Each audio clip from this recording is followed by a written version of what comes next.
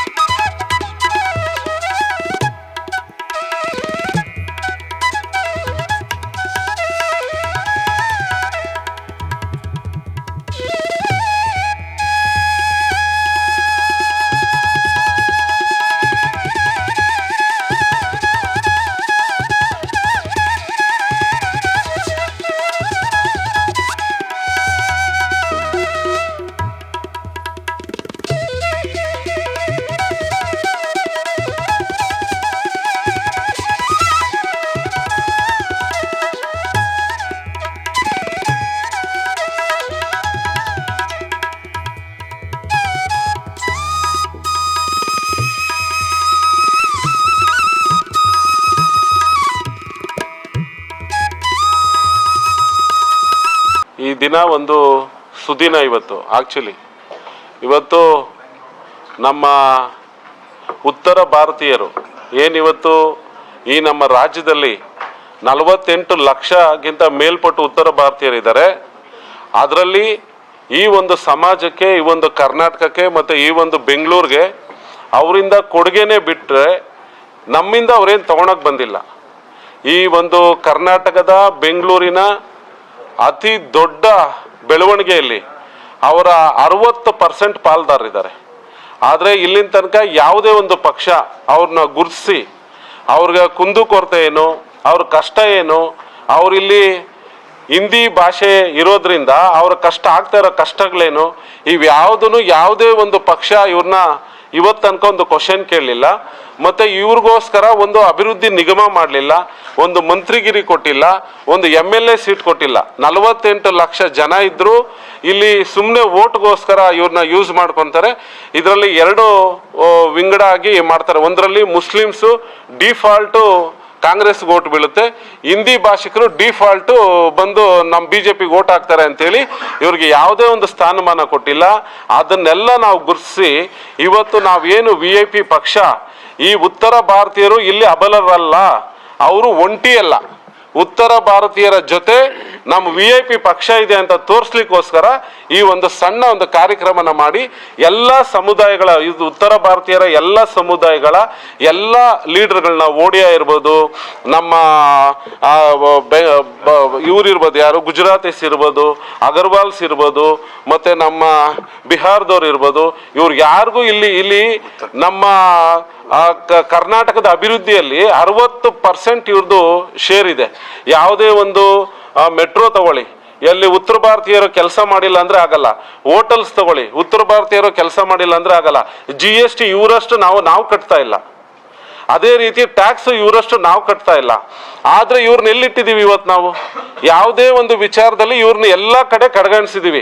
ಯಾರೋ ಒಬ್ಬ ಆಟೋದವನು ಸಹ ಒಂದು 50 ರೂಪಾಯಿ ಆಗೋ ಹತ್ರ 100 ರೂಪಾಯಿ ಕೊಡು ಅಂತ ಕೇಳ್ತಾನೆ. ಯಾಕೆ ಅಂತ ಕೇಳಿ, ಸೇಟು ದೇರೆ ಇದಾರ್, 50 ಆಗೋ ಹತ್ರ 100 ರೂಪೀಸ್ ಕೇಳ್ತಾನೆ. ಇವ್ರ ಹಿಂದೆ ಯಾರಿದ್ದಾರೆ? ಇವರೊಂದು ಮನೆ ಕಟ್ಟಬೇಕಂದ್ರೆ 30%, 1 ಕೋಟಿ ಹಾಕಿ ಮನೆ ಕಟ್ಟಬೇಕು ಅಂತ ಹೇಳಿದ್ರೆ 30 ಲಕ್ಷ MLA ಚೇಲಾಗಳಿಗೆ ಇನ್ನೊಬ್ಬರಿಗೆ ಕೊಟ್ಟು ಮಾಡ್ತಾ ಇದ್ದಾರೆ. ಮತ್ತೆ ಪೊಲೀಸ್ ಸ್ಟೇಷನ್ ಅಲ್ಲಿ ಇವ್ರಿಗೆ ಏನಾದ್ರೂ ಒಂದು ಅನ್ಯಾಯ ಆಗಿದೆ ಅಂದ್ರೆ ಪಾಪ ಭಾಷೆ ಬರಲ್ಲ ಇವ್ರಿಗೆ ಮಾತಾಡಕ್ಕೆ, ಕನ್ನಡ ಬರ್ದಿರೋ ಒಂದೇ ಒಂದು ವೀಕ್ನೆಸ್ ತಗೊಂಡು ಎಲ್ಲಾರನ್ನು ಇವ್ರನ್ನ ಶೋಷಣೆ ಮಾಡ್ತಾರೆ. ಪೊಲೀಸ್ ಸ್ಟೇಷನ್ ಒಳಗಡೆಗೆ ಹೋದ್ರೆ ಇವ್ರನ್ನೆಲ್ಲ ಸುಳ್ಕೊಂಡು ತಿಂದೆ ಹೊರಗಡೆ ಬಿಡ್ತಾರೆ. ಈ ಎಲ್ಲ ಧೋರಣೆಗಳನ್ನ ಈ ಒಂದು ಜನಕ್ಕೆ ನಾವಿದ್ದೀವಿ, ನಿಮ್ಮ ಹಿಂದೆ ನಾವಿದ್ದೀವಿ ಅಂತ ಹೇಳೋಕೆ ಇವತ್ತು VIP ಪಾರ್ಟಿಗೆ ಅವ್ರನ್ನ ದೊಡ್ಡ ವೇದಿಕೆಯಲ್ಲಿ ಇವತ್ತು ಆಹ್ವಾನ ಮಾಡ್ತಾ ಇದೀವಿ ಸರ್. ಸರ್, ಇನ್ನೊಂದು, ಬಿಹಾರದಲ್ಲಿ ಈ ಪಾರ್ಟಿ ಸ್ಟ್ರಾಂಗ್ ಆಗಿದೆ, ಬಟ್ ಕರ್ನಾಟಕದಲ್ಲಿ ಈಗ ನಾವು ಹೇಳಿದಾಗೆ JDS ಆಗಿರ್ಬೋದು, BJP ಆಗಿರ್ಬೋದು, ಕಾಂಗ್ರೆಸ್ ಆಗಿರ್ಬೋದು ತುಂಬಾ ಸ್ಟ್ರಾಂಗ್ ಆಗಿದೆ. ಮುಖ್ಯವಾಗಿ ಲಿಂಗಾಯತರಾಗಿರ್ಬೋದು, ಒಕ್ಕಲಿಗರಾಗಿರ್ಬೋದು, ತುಂಬಾ ಮುಸ್ಲಿಂ ಸಮುದಾಯದವರಾಗಿರ್ಬೋದು ಇಲ್ಲಿ ಅವ್ರದೇ ಆದಂತಹ ಅಜೆಂಡಾ ಕ್ರಿಯೇಟ್ ಮಾಡಿದ್ದಾರೆ. ನೀವಿಲ್ಲಿ OBCಗೆ ಒಂದು ಉತ್ತಮ ಸ್ಥಾನಮಾನ ಕೊಡಬೇಕು ಅಂತಿದ್ರ, ಎಷ್ಟು ಮಟ್ಟಿಗೆ ವರ್ಕೌಟ್ ಆಗುತ್ತೆ ಇದು? ಮೇಡಮ್, ನಾವು OBCಗೆ ಇವತ್ತು ಯಾವುದೇ ಪಕ್ಷ ತಗೊಳ್ಳಿ, OBCಯಲ್ಲಿ ಇವತ್ತು ಎಷ್ಟು ಜನ MLAಗಳಿದ್ದಾರೆ ನೀವು ಚೆಕ್ ಮಾಡ್ಕೊಂಡು ಬನ್ನಿ. OBCಯಲ್ಲಿ ಆವತ್ತಿದ್ದಂಥ ಒಂದು 30-40% ಅಷ್ಟು MLAಗಳು ಇರ್ತಾ ಇದ್ರು. ಇವತ್ತು 2-3% ಬಂದಿದೆ. 224 ಜನ MLAಗಳಲ್ಲಿ 18-19 ಜನ ಇಲ್ಲ. 2028ಗೆ ನಾವು ಹೆಜ್ಜೆ ಇಡ್ತಾ ಇದ್ದೀವಿ. ಈಗ ನೀವೇ ಚೆಕ್ ಮಾಡಿ ಎಷ್ಟು ಜನ MLAಗಳಿದ್ದಾರೆ. ಈ ರೀತಿ ಎವ್ರಿ ಡೇ VIP ಇದು ಏನು ನಮ್ಮ ಎಲ್ಲ ಪಾರ್ಟಿಗಳು BJP ಇರ್ಬೋದು, ಕಾಂಗ್ರೆಸ್ ಇರ್ಬೋದು, ನಮ್ಮ JDS ಇರ್ಬೋದು, ಹಿಂದುಳಿದ ವರ್ಗಕ್ಕೆ ಯಾರಿಗೂ ಒಂದು ಧ್ವನಿ ಕೊಡ್ತಾ ಇಲ್ಲ. ಆ ಒಂದು ಎಲ್ಲ ವಿಚಾರ ನಾವು ಮನಗೊಂಡಿದ್ದೀವಿ. ಆಮೇಲೆ ಎಷ್ಟು ಈ ರಾಜ್ಯದಲ್ಲಿ 155 ಹಿಂದುಳಿದ ವರ್ಗಗಳಿದ್ದಾವೆ, ಆಮೇಲೆ 46 ಅಲೆಮಾರಿಗಳಿದ್ದಾವೆ. ಅವಕ್ಕೆಲ್ಲ ರಾಜಕೀಯ ಪ್ರಾತಿನಿಧ್ಯ ಎಲ್ಲಿ ಕೊಡ್ತಾ ಇದ್ದಾರೆ? ನಮ್ಮ ಅಜೆಂಡಾ ಒಂದೇ, ಹಿಂದುಳಿದ ವರ್ಗಗಳನ್ನ ಒಳಗೊಂಡು ನಮ್ಮ ಕೋಲಿ ಗಂಗಾಮತ ಸಮಾಜದ ಎಲ್ಲ ಓಟ್ಗಳನ್ನ ಒಗ್ಗೂಡಿಸಿ ನಮ್ಮ ನಿಷಾದ್ ಸಮಾಜ ಇರ್ಬೋದು, ನಮ್ಮ ಉತ್ತರ ಭಾರತ ಜನಾಂಗ ಇರ್ಬೋದು, ನಮ್ಮ ಅಗರ್ವಾಲ್ಸ್ ಇರ್ಬೋದು, ಎಲ್ಲ ಉತ್ತರ ಭಾರತೀಯರನ್ನ ಕಟ್ಕೊಂಡು ನಾವು ನೆಕ್ಸ್ಟ್ ಬರುವಂತ ಚುನಾವಣೆಯಲ್ಲಿ ಆರ್ಸ್ ಬಂದು ವಿಧಾನಸೌಧದಲ್ಲಿ ಯಾವುದೇ ಒಂದು ಸರ್ಕಾರದಲ್ಲಿ ನಾವು ಪಾಲ್ ತಗೊಳ್ತೀವಿ ಅಂತ ನಾವು ಈ ಮೂಲಕ ನಿಮ್ಗೆ ಹೇಳ್ತಾ ಇದ್ದೀವಿ ಮೇಡಮ್. 2028 ಚುನಾವಣೆ ಇನ್ನೇನು ಸಮೀಪಿಸ್ತಾ ಇದೆ. ಸೊ ಈಗ ಈಗಾಗಲೇ ಹೇಳಿದಾಗೆ 3 ಪಾರ್ಟಿಗಳು ಸ್ಟ್ರಾಂಗ್ ಆಗಿದೆ. ಈ VIP ಪಕ್ಷ ನಿಮ್ಮ ತಂಡ ಈಗ ಯಾವ ರೀತಿಯಾದಂತಹ ಒಂದು ಬಲವನ್ನ ತೋರ್ಪಡಿಸೋದ್ರ ಮುಖಾಂತರ ಈ OBC ಯಲ್ಲಿ ಇರುವಂತಹ ಜನರನ್ನ ಹಾಕೊಂಡು ಹೆಂಗೆ ಪಕ್ಷ ಸ್ಥಾಪನೆ ಮಾಡ್ತೀರಿ ಇಲ್ಲಿ ಕರ್ನಾಟಕದಲ್ಲಿ ಅಂತ? ಮೇಡಮ್, ಕರ್ನಾಟಕದಲ್ಲಿ ಈಗ ನೋಡಿ, ನಮ್ಮ ಉತ್ತರ ಭಾರತೀಯ ಸಹೋದರರು 48 ಲಕ್ಷ ಜನ ಇದ್ದಾರೆ. ನಮ್ಮ ಕೋಲಿ ಗಂಗಾಮತ ಸಮಾಜ ಇಲ್ಲಿ 60 ರಿಂದ 70 ಲಕ್ಷ ಜನ ಇದೆ. ಇತರೆ ಹಿಂದುಳಿದ ವರ್ಗಗಳು ಎಲ್ಲ ನಾವು ಕ್ರೋಢೀಕರಿಸಿದ್ರೆ 2.5 ಕೋಟಿ ಜನಾಂಗ ನಾವೇ ಇದ್ದೀವಿ. ನಾವೆಲ್ಲ VIP ಜೊತೆ ನಾವೆಲ್ಲರೂ ಇರ್ತೀವಿ, ನಾವೆಲ್ಲರೂ ನಿಮ್ಗೆ ಆಶೀರ್ವಾದ ಮಾಡ್ತೀವಿ ಅಂತ ಹೇಳಿದ್ದಾರೆ. ಆ ವಿಚಾರನ ನಾವು ಇಟ್ಕೊಂಡು ಈಗಾಗಲೇ 60 ಕ್ಷೇತ್ರನ ನಾವು ಗುರುತಿಸಿದ್ದೀವಿ. ನಾವು ಯಾವುದು 224 ಕ್ಷೇತ್ರ ಆಗ್ತೀನಿ, 224 ಕ್ಷೇತ್ರದಲ್ಲಿ ಆರಿಸಿ ಬರ್ತೀನಿ, ಈ ಥರ ಇಲ್ಲ. 60 ಕ್ಷೇತ್ರದಲ್ಲಿ ನಾವು ಈಗ ನಮ್ಮ ಕ್ಯಾಂಡಿಡೇಟ್ನ ರೆಡಿ ಮಾಡ್ತಾ ಇದ್ದೀವಿ. ಅದರಲ್ಲಿ ಗ್ರಾಮ ಪಂಚಾಯತಿ, ಜಿಲ್ಲಾ ಪಂಚಾಯತಿ, ತಾಲೂಕ್ ಪಂಚಾಯತಿ ಮತ್ತು ಈಗ GBA ಬರೋದ್ರಿಂದ ಎಲ್ಲದರಲ್ಲೂ ನಾವು ಉರ್ದುಂಬಿಸಿ ನಾವು ಕಾರ್ಯಕರ್ತರನ್ನ ರೆಡಿ ಮಾಡ್ತಾ ಇದ್ದೀವಿ. ಮುಂದಿನ ಎಲೆಕ್ಷನ್ನಲ್ಲಿ ಕನಿಷ್ಠ ಪಕ್ಷ ಒಂದು 40 ರಿಂದ 50 MLAಗಳು ನಮ್ಮವ್ರು ಆರಿಸಿ ಬರ್ತಾರೆ. ಆವತ್ತು ಯಾವುದೇ ಸರ್ಕಾರ ಇಲ್ಲಿ ರಚನೆ ಆಗ್ಬೇಕಂದ್ರೆ ವಿತೌಟ್ VIP ಯಾವುದೇ ಸರ್ಕಾರ ಇಲ್ಲಿ ಆಗಕ್ಕೆ ನಾವು ಬಿಡಲ್ಲ. ಈಗ ಕರ್ನಾಟಕದಲ್ಲಿ 5 ಗ್ಯಾರಂಟಿಗಳು ಅನುಷ್ಠಾನದಲ್ಲಿದೆ.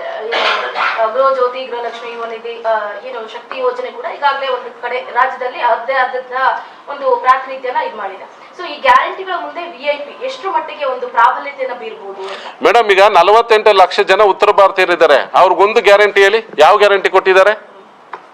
ಅವ್ರ ಹತ್ರ GST ಕಿತ್ಕೊಂತಾರೆ, ಇನ್ಕಮ್ ಟ್ಯಾಕ್ಸ್ ಕಿತ್ಕೊಂತಾರೆ, ಇವ್ರ ಹತ್ರ ಕರ್ಕೊಂಬಂದು ಇಲ್ಲಿ ಮೆಟ್ರೋಗಳ ಕೆಲಸ ಮಾಡಿಸ್ತಾರೆ, ದೊಡ್ಡ ದೊಡ್ಡ ಕಟ್ಟಡಗಳು ಕಟ್ಟಕ್ಕೆ ಇವ್ರು ಬೇಕು. ಯಾವುದ್ರಲ್ಲಿ ಯಾವ ಗ್ಯಾರಂಟಿ, ಒಂದು ಗ್ಯಾರಂಟಿ ಇವ್ರು ಕೊಟ್ಟಿದ್ದಾರೆ? ಅದೇ ರೀತಿ ನಮ್ಮ ಸಮಾಜಗಳು ಅತಿ ಹಿಂದುಳಿದ ವರ್ಗಗಳ ಸಮಾಜಗಳಿಗೆ ಯಾವ ಗ್ಯಾರಂಟಿ ಕರೆಕ್ಟಾಗಿ ಸಿಗ್ತಾ ಇದೆ? ಯಾವತ್ತೋ 2000 ಬಂದ್ರೆ ಇನ್ನೊಂದು 5 ತಿಂಗಳು 6 ತಿಂಗಳು ಹಬ್ಬದ ಮುಂಚೆ 2000 ಬಂದಂಗೆ ಇನ್ನೊಂದ್ಸತಿ ಹಾಕ್ತಾರೆ. ಯಾವ ಗ್ಯಾರಂಟಿ ಇಲ್ಲಿ ನಡ್ಸ್ಕೊಂಡು ಹೋಗಿದ್ದಾರೆ? ಮೇಡಮ್, ಜನಕ್ಕೆ ಇವತ್ತು ಎಲ್ಲರಿಗೂ 500 ರೂಪಾಯಿಂದ 1000 ರೂಪಾಯಿ ದುಡಿಯೋ ಶಕ್ತಿ ಇದೆ. ಇವ್ರ ಗ್ಯಾರಂಟಿನ ಯಾರು ಕೇಳಲಿಲ್ಲ. ಸಾಮಾನ್ಯ ಜನರು ತಮ್ಮ ಜೀವನನ ಆರಾಮಾಗಿ ಮಾಡ್ಲಿಕ್ಕೆ ಇವರು ಸಹಕಾರ ಮಾಡಿಕೊಟ್ರೆ ಸಾಕು, ಅದೇ ದೊಡ್ಡ ಗ್ಯಾರಂಟಿ. ಇವು ಉತ್ತರ ಭಾರತೀಯರು ಹಿಡಿದು ನಮ್ಮ ಎಲ್ಲ ಹಿಂದುಳಿದ ವರ್ಗಗಳ ಸಮಾಜಗಳಿಗೆ ನಾವು ಅದನ್ನೇ ನಾವು ಆಶ್ವಾಸನೆ ಕೊಡ್ತಾ ಇದ್ದೀವಿ. ನೀವೆಲ್ಲರ ಮುಂದೆ ತಲೆ ಎತ್ತಿ ಜೀವನ ಮಾಡೋ ರೀತಿ ನಿಮ್ಮ ಹಿಂದೆ ನಾವು ಇರ್ತೀವಿ ಅಂತೇಳಿ VIP ಪಾರ್ಟಿಯ ಒಂದೇ ಗ್ಯಾರಂಟಿಯಿಂದ ನಾವು ಆರಿಸಿ ಬರ್ತೀವಿ. ಸರ್, ಈಗ VIP ಪಾರ್ಟಿ ಟಾರ್ಗೆಟ್ ಒಂದು ನಾರ್ತ್ ಇಂಡಿಯನ್ಸ್, ಸ್ಪೆಷಲಿ ಕರ್ನಾಟಕದಲ್ಲಿ. ಆದ್ರೆ ನೀವು ಹೇಳಿದ್ರಿ ಅವರು ಟ್ಯಾಕ್ಸ್ ಕಟ್ತಾರೆ, ಎಲ್ಲ ಕಟ್ತಾರೆ ಅಂತ. ಬಟ್ ಯಾವುದೇ ಒಂದು ಪಾರ್ಟಿ ಆಗಲಿ ಒಕ್ಕೂಟ ವ್ಯವಸ್ಥೆಯಲ್ಲಿ ಸ್ಥಳೀಯ ಭಾಷೆ, ಸ್ಥಳೀಯ ಎಲ್ಲ ಕಲ್ಚರ್ನ ಕೈಗೂಡಿಸಬೇಕು. ಸೊ ಇಲ್ಲಿ ಅದಾಗ್ತಲ್ಲ. ಇತ್ತೀಚೆಗೆ ನಡೆದ SIR ಅಲ್ಲೇ ಅವರು ತಮ್ಮದೇ ಆದ ವೋಟನ್ನ ಇಲ್ಲಿ ಮಾಡಿಸ್ತಾ ಇಲ್ಲ. ಎಷ್ಟೋ ಕಂಪ್ಲೇಂಟ್ಗಳು ಬಂದಿದೆ. ಅಲ್ಲಿ ಎಲ್ಲಿ ಅವ್ರ ಪೂರ್ವಜರು ಇದ್ದಾರೋ ಅದನ್ನ ಉಳಿಸ್ಕೊಂತಾರೆ. ಹಾಗಿದ್ದಾಗ VIP ಪಾರ್ಟಿ ಯಾವ ಒಂದು ಡಿಸಿಷನ್ ತಗೊಳುತ್ತೆ? ಸರ್, ಇಲ್ಲಿ 20 ವರ್ಷದಿಂದ VIP ಪಾರ್ಟಿ ಜೊತೆನಲ್ಲಿ ಉತ್ತರ ಭಾರತದಲ್ಲಿ ನಮ್ಮ ಉತ್ತರ ಭಾರತೀಯರು ಎಲ್ಲ ರಾಜ್ಯದಲ್ಲೂ ಸಪೋರ್ಟ್ ಇದ್ದಾರೆ. ನಾವು ನಿಷಾದ್ ಸಮಾಜ ಎಲ್ಲೆಲ್ಲಿ ನೀರಿದೆ ಅಲ್ಲೆಲ್ಲ ನಾವಿದ್ದೀವಿ. ನಾವು ಇಡೀ ಇಂಡಿಯಾದಲ್ಲಿ 23 ಕೋಟಿ ಜನಾಂಗ ಇದ್ದೀವಿ ನಮ್ಮ ಸಮಾಜ. ಈ ಒಂದು ಬೆಂಗಳೂರಲ್ಲಿ ಈಗ SIR ಬಂದಿರೋದ್ರಿಂದ 2003ನಲ್ಲಿ ಎಲ್ಲಿ ವೋಟ್ ಮಾಡಿದ್ದಾರೆ ಆ ನಂಬರ್ ಕೇಳ್ತಾ ಇದ್ದಾರೆ. ಆ ನಂಬರ್ ಹಾಕಿ ಇಲ್ಲೂ ವೋಟರ್ಸ್ ಆಗ್ತಾ ಇದ್ದಾರೆ. ಅದರಲ್ಲೇನಿದಿಲ್ಲ, ಇಲ್ಲಿರೋರು ನಾವು ವಾಪಸ್ ಹೋಗ್ತಾ ಇದ್ದೀವಿ, ನಮ್ಮ ವೋಟ್ ಕ್ಯಾನ್ಸಲ್ ಆಯ್ತು ಅಂತ ಯಾರು ಇಲ್ಲ. ಆ ರೀತಿ ಕಟ್ ಮಾಡಿದ್ರೆ ಒಂದು 10 ಲಕ್ಷ ಜನದ ಕಟ್ ಮಾಡ್ತಾರೆ. ಇನ್ನು 38 ಲಕ್ಷ ಜನ ಉತ್ತರ ಭಾರತೀಯರು ಮತ್ತು ನಮ್ಮ ಅತಿ ಹಿಂದುಳಿದ ವರ್ಗದವರು 2.5 ಕೋಟಿ ಆಗ್ತೀವಿ. ನಾವೆಲ್ಲರೂ ಸೇರಿ ಈ ಸತಿ ಎಲೆಕ್ಷನ್ನು ನಾವು ಲಡಾಯಿಸ್ತೀವಿ, ಗೆದ್ದು ಬರ್ತೀವಿ 50 ಸೀಟು. ಸಂಬಂಧಪಟ್ಟಂತೆ ನೀವೇನಾದ್ರೂ ಮುಖ್ಯವಾಗಿ ಬಹುದೊಡ್ಡ ಸಮಾರಂಭ ಅಥವಾ ಕಾರ್ಯಕ್ರಮಗಳನ್ನ ಮಾಡೋದ್ರ ಮುಖಾಂತರ ಈ VIP ಅನ್ನುವಂತ ಪಕ್ಷವನ್ನ ಎಲ್ಲರ ಮುಂದೆ ಬಹಿರಂಗಪಡಿಸ್ತಾರೆ ಹೇಗೆ?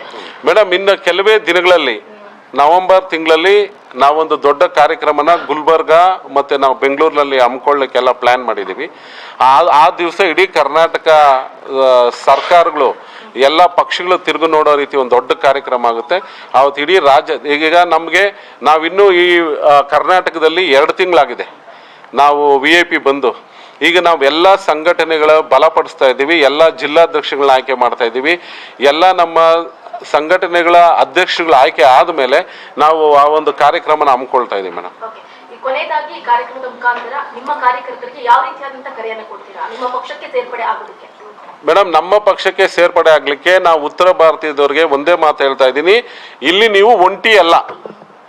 VIP with you, with all North Indians, ಆ ಒಂದು ಕರೆಯನ್ನು ಕೊಡ್ತಾ ಇದ್ದೀವಿ. ಅದೇ ರೀತಿಯಾಗಿ ಹಿಂದುಳಿದ ಅತಿ ಹಿಂದುಳಿದ ಎಲ್ಲ ಒಂದು ವರ್ಗಗಳ ಧ್ವನಿಯಾಗಿ VIP ಪಕ್ಷ ಹೊರಹೊಮ್ಮುತ್ತೆ. ಸರ್, ಈಗ ಕರ್ನಾಟಕದಲ್ಲಿ 3 ಪಾರ್ಟಿಯಿಂದ ಅಂದ್ರೆ ಹೊರಗುಳಿದವರು, ಆ ಪಾರ್ಟಿಯಲ್ಲಿ ಗುರುತಿಸ್ಕೊಳ್ದೇ ಇರೋರು, ಪಾರ್ಟಿ ಅವ್ರು ನೋಡದೇ ಇರೋರು, VIP-ಗೆ ಈ ರೀತಿಯ ಮಂಚಲ್ಲಿ ಆಹ್ವಾನ ಇದೆ. ಆ ರೀತಿ ನೀವು ಯಾರಿಗಾದ್ರು ಕರೆ ಕೊಡ್ತೀರಾ ಇಲ್ಲಿಯ ಸ್ಥಳೀಯ ರಾಜಕೀಯ ಮುಖಂಡರಿಗೆ ಪಕ್ಷ ಸೇರ್ಪಡೆ ಬಗ್ಗೆ? ಸರ್, ಈಗ ನಮ್ಮ ಸಮಾಜದಲ್ಲಿ ಇರುವಂತ ಬೇರೆ ಬೇರೆ ಪಕ್ಷದಲ್ಲಿರುವಂತ ಎಲ್ಲಾ ನಾಯಕರು ಆ ಪಕ್ಷಕ್ಕೆ ರಾಜೀನಾಮೆ ಕೊಟ್ಟು, ಕಾರ್ಯಕರ್ತರು ರಾಜೀನಾಮೆ ಕೊಟ್ಟು VIP ಪಕ್ಷಕ್ಕೆ ಬರಬೇಕು. ಜೊತೆಯಲ್ಲಿ ಇವತ್ತು ಏನು ಬರೀ ಓಟ್ಗಾಗಿ ಎಲ್ಲ ಹಿಂದುಳಿದ ವರ್ಗಗಳನ್ನ ಯೂಸ್ ಮಾಡ್ಕೊತಾ ಇದ್ದಾರೆ. ಎಲ್ರೂ ಅಲ್ಲಲ್ಲಿ ದುಡಿದಿದ್ದೀರಿ, ಎಷ್ಟು ಜನ MLA-ಗಳಾಗಿದ್ದೀರಿ, ಎಷ್ಟು ಜನ ಕಾರ್ಯಕರ್ತರಿದ್ದೀರಿ, ಎಲ್ಲ ನಿಮ್ಮ ಕೈಯಲ್ಲಿ ಬಾವುಟ ಕಟ್ಸ್ತಾರೆ, ನಿಮ್ಗೆ ಅಧಿಕಾರ ಕೊಡ್ಲಿಕ್ಕೆ ಒಳಗಡೆ ಬಿಟ್ಕೊಳಲ್ಲ. ಈ ಎಲ್ಲ ಧೋರಣೆಗಳು ನೀವು ನೋಡಿದ್ದೀರಿ. ಅದನ್ನ ನಾವಿವತ್ತು VIP ಪಾರ್ಟಿಯಿಂದ ಹೇಳೋದು ಬೇಡ. ನಿಮ್ಗಲ್ಲಿ ಅಧಿಕಾರ ಸಿಕ್ಕಿಲ್ಲ, ಏನೂ ಆಗಿಲ್ಲ. ಇವತ್ತು ನೀವು VIP-ಗೆ ಬನ್ನಿ, ನಮ್ಮ ಅಧಿಕಾರ, ನಮ್ಮ ಓಟು ನಾವು ಹಾಕೊಳ್ಳೋಣ, ನಮ್ಮ ಅಧಿಕಾರ ನಾವು ತಗೊಳ್ಳೋಣ, ಆಳೋ ಜಾಗದಲ್ಲಿ ನಾವು ಕೂರೋಣ ಅಂತೇಳಿ ನಾನು ನಮ್ಮ ಸಮಾಜಕ್ಕೆ ಮತ್ತು ನಮ್ಮ ಜನಗಳಿಗೆ ನಾನು ಈ ಒಂದು ಸ್ಲೋಗನ್ ಕೊಡ್ತಾ ಇದ್ದೀನಿ ಸರ್. ವೆಲ್ಕಮ್.